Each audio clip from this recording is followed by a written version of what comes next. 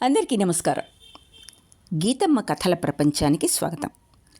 నేను గీతావాణి. ఇప్పుడు మనం వెతలే కథలై అన్న పుస్తకం నుండి తెలంగాణ రచయిత్రుల కథలను చదువుకుంటున్నాం. ఆ కథల్లో దివంగత రచయిత్రులకు నివాళిగా ఎంపిక చేసిన 5 కథల్లో ఈరోజు మనం మాదిరెడ్డి సులోచన గారి సిన్సియారిటీ ఖరీదు అన్న కథను ఆస్వాదిద్దాం. చివర్లో రచయిత్రి పరిచయం కూడా. ఇప్పుడు కథలోకి. సిన్సియారిటీ ఖరీదు. రచన మాదిరెడ్డి సులోచన. రచనాకాలం సుమారు 1969 ప్రాంతంలో. తెలంగాణ రచయిత్రులకు నివాళిగా సెలెక్ట్ చేయబడిన 5 కథల్లో ఇది 4వ కథ. మాదిరెడ్డి సులోచన గారిది. కథ ప్రారంభం. ఆటో వచ్చిందమ్మా, మా పనివాడి కేక. బొట్టు దిద్దుకొని బయటకొచ్చాను. వికారాబాదులో మా మామయ్య కొడుకు పెళ్ళి.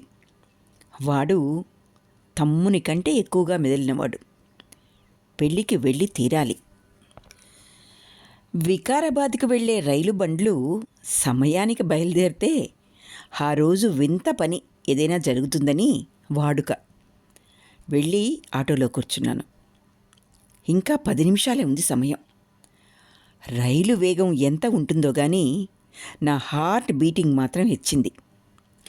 నాంపల్లి స్టేషన్ ఫర్లాంగ్ దూరం ఉందనగా బర్రు బర్రుమంటూ ఆగిపోయింది ఆటో. ఏంటయ్యా?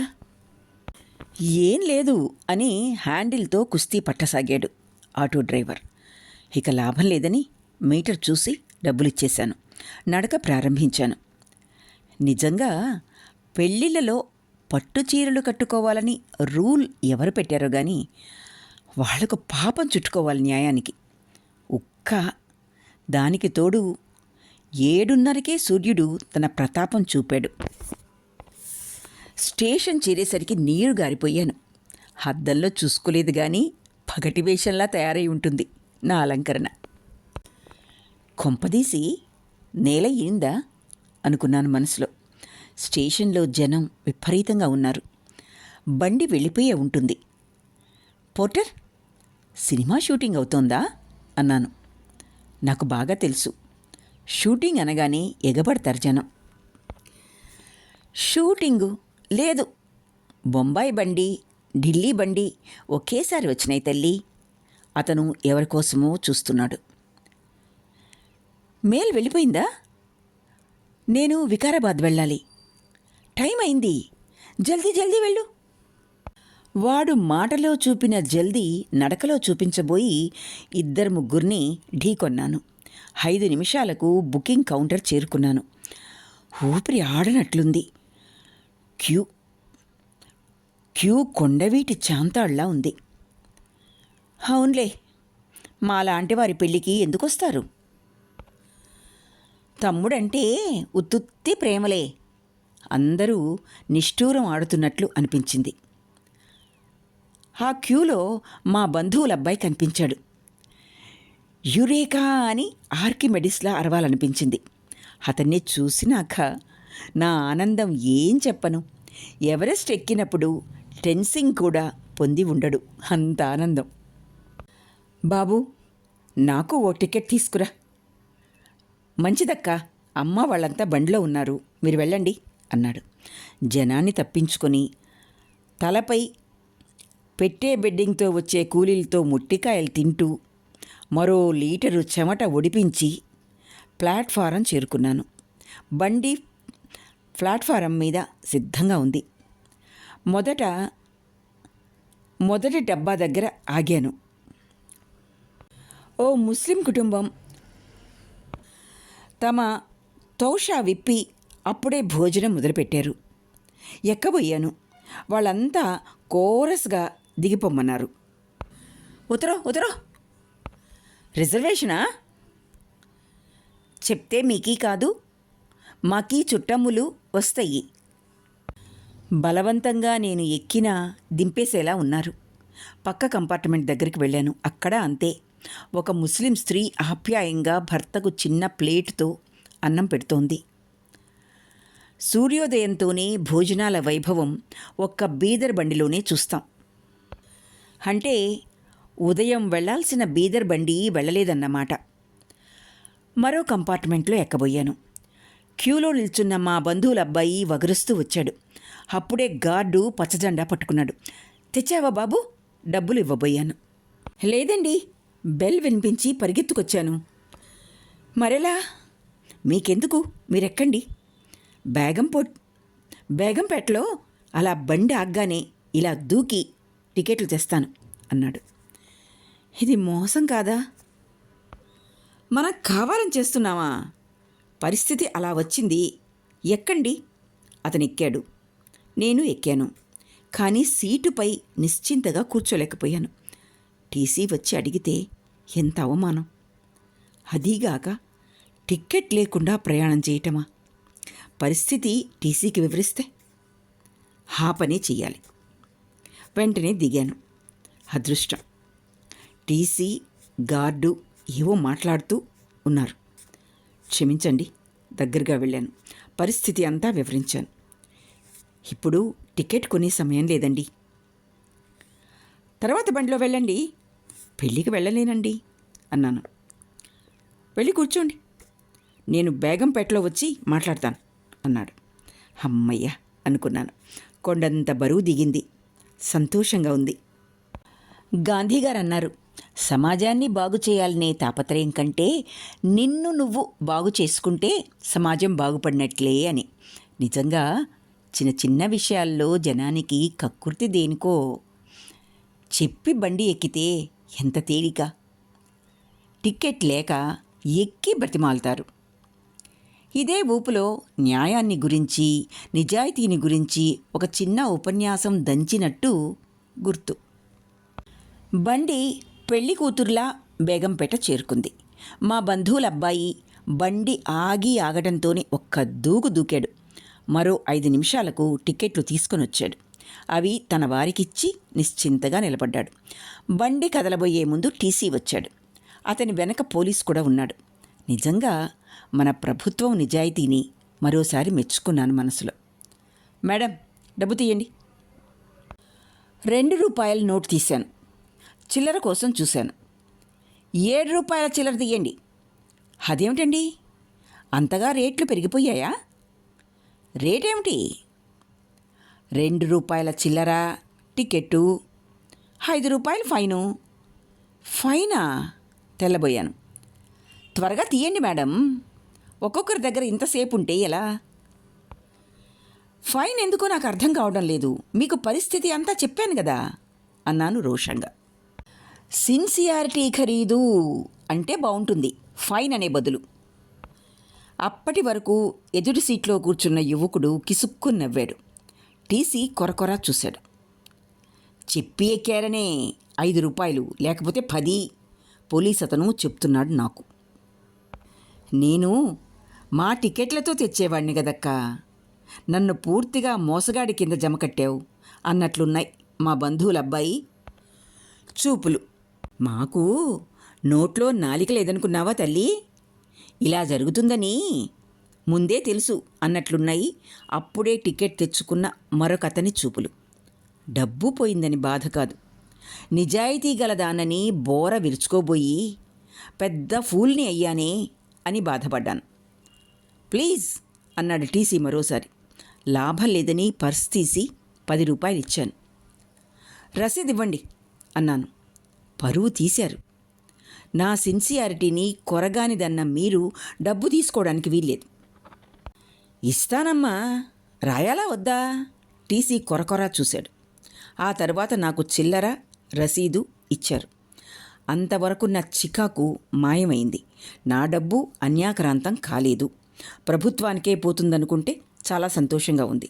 ప్రభుత్వం ఇంత ఖచ్చితంగా ఉండడం మంచిదే అనుకున్నాను.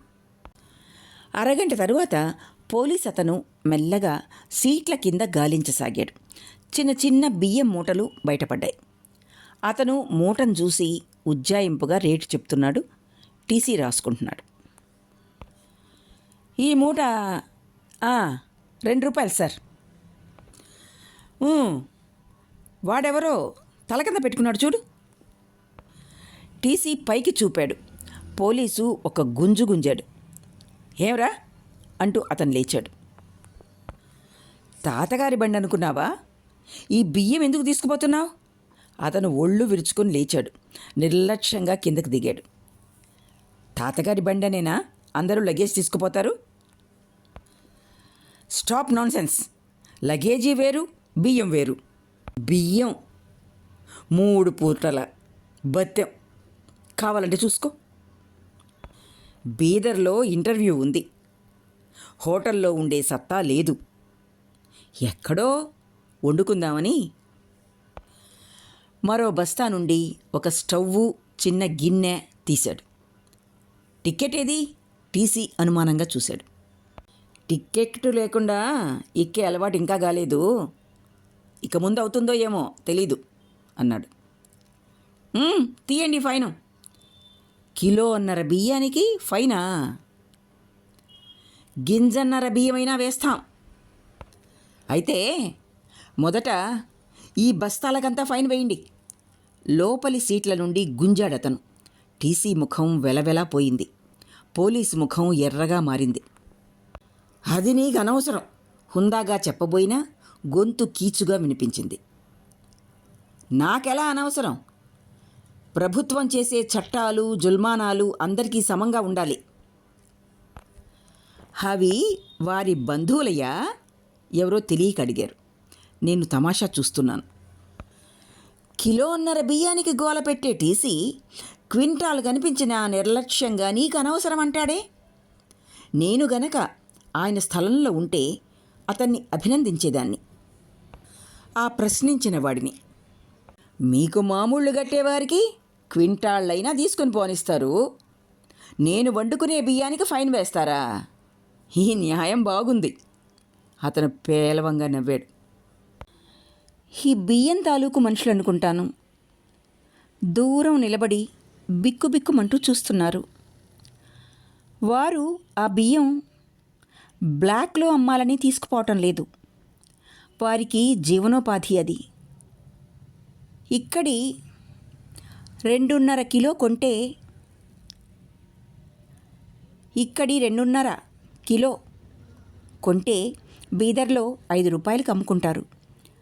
వచ్చిన లాభంలో టీసీలకు, పోలీసులకు, దారి ఖర్చులకు పోను 2 పూటలకు తిండి దొరుకుతుందో లేదో కూడా అనుమానమే. కండరాలు అనేవి కనిపించడం లేదు. గుడ్డలు కూడా చిరిగిపోయి మాసిపోయి జిడ్డోడుతున్నాయి. మీరు నేను అడిగినట్టు ఫైన్ కట్టాలి. అది ఇది అడగకూడదు. టీసీ ఆజ్ఞ. ఎందుకు కూడదో చెప్తే సంతోషిస్తాను. చెప్పవలసిన అవసరం నాకు లేదు. ఏందయ్యా చదువుకున్నట్లున్నావు? ఆ అమ్మ చూడు, చెప్పి ఎక్కినా ఇది రూల్ అంటే తల ఒగ్గి ఫైన్ కట్టలేదు. ఆమెకు చేతగాక చేవ చచ్చి ఉందేమో. నా వంక నిరసనగా చూశాడు. నాకు కోపం రాలేదు. నిజంగా నేను చేతకాని దాన్నే. మాట పెరిగింది. పోలీసులు తిట్టే బండ బూతులు వినలేక అతను పోలీసును చాచి లెంపకాయ కొట్టాడు. దాంతో గొడవ పెద్దదే అయింది. ఈలోగా ఎక్కేవారెక్కారు, దిగేవారు దిగారు. బండి ఆగినప్పుడు దొంగ సన్యాసులు మామూళ్ళు ముడితే మాట్లాడరు, లేకపోతే ఎక్కడలేని రూల్స్ వస్తాయి. 1.5 కేజీ బియ్యపు ఆసామి అరుస్తున్నాడు. మర్యాదగా మాట్లాడు. వికారాబాద్ రాని అసాల్ట్ కింద కేసు పెట్టకపోతే చూడు.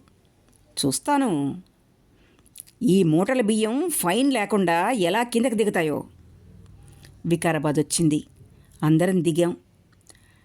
క్షణం పెళ్లి విషయం మర్చిపోయాను. అక్కడ ఏం జరుగుతుందోనని చూశాను. ఇన్స్పెక్టరు ఆ బియ్యం తనవని ఫైన్ కింద రూపాయలు టీసీకిచ్చాడు. 1.5 కేజీ బియ్యం అతను కొరకొరా చూసి తను ఫైన్ కట్టాడు. దొంగ సన్యాసులు. ఇంటర్వ్యూ లేకపోతే ఈ దొంగ నాటకానికి అంతు చూసేవాణ్ణి. పళ్ళు పటపటా కొరుకుతూ కదిలే ట్రైన్ ఎక్కాడు. టీసీ వెళ్తూ వెళ్తూ ఇన్స్పెక్టర్ ఇచ్చిన నోట్లు బొత్తిపెట్టి వాపసిచ్చాడు. నా తల తిరిగిపోయింది. లోకంలో నీతి నిజాయితీ లేదు, సిన్సియారిటీ లేదు, విలువలు నాశనమయ్యాయి, ఇలాంటివి ప్రతి నోటా వింటూ ఉంటాం. సిన్సియారిటీ ఖరీదెంత? నాకు తోచదు, మీరైనా చెప్పండి. పదండి పదండి, మా బంధువులు తొందర పెట్టారు. సిన్సియారిటీ ఖరీదు కథ సమాప్తం. రచయిత్రి మాదిరెడ్డి సులోచన గారి పరిచయం. గణనీయంగా రచనలు చేసిన తొలితరం తెలంగాణ రచయిత్రులలో మాదిరెడ్డి సులోచన ఒకరు. 1935వ సంవత్సరంలో హైదరాబాద్ సమీపంలోని శంషాబాదు గ్రామంలో ఒక సాంప్రదాయిక వ్యవసాయ కుటుంబంలో జన్మించిన మాదిరెడ్డి సులోచన ఎంఏ ఎంఎడ్ చేసి 1971 వరకు సుమారు 10 సంవత్సరాల పాటు ఉపాధ్యాయునిగా పనిచేశారు. వైవిధ్యమైన కథావస్తువు, మెలోడ్రామాలు లేని రచనా శైలి మాదిరెడ్డి సులోచన సొత్తు. 1965లో జీవనయాత్ర పేరుతో మొట్టమొదటి నవల రాసిన సులోచన దాదాపు 150 కథలు, 72 నవలలు, 2 నాటికలు, 10 ఏకాంకికలు రాశారు. దాదాపు 45 ఏళ్ల క్రితమే అచ్చమైన తెలంగాణ వాతావరణం, పొందికైన మానవ సంబంధాలు చిత్రీకరిస్తూ రచనలు చేశారు. వీరి నవలల్లో 10 దాకా సినిమాలుగా రూపొందాయి. వీరి కథల సంపుటి భాగ్యలక్ష్మికి ముందు మాట రాస్తూ పురాణం సీత, అగస్త్యుడు సప్త సముద్రాలను ఔపోసన పట్టినట్టు ఈమె తన చుట్టూ ఉన్న అనంత వైవిధ్యంతో కూడిన జీవితాన్ని తన రచనల్లో ఔపోసన పట్టారు అని పేర్కొనడం మాదిరెడ్డి సులోచన రచనా ప్రతిభకు తార్కాణం. ఇంతటితో ఈరోజుటి కథ ముగిసింది. ఆలకించినందుకు ధన్యవాదాలు. మరో చక్కటి కథతో మీ ముందుకు వచ్చేలోగా సెలవు మరి.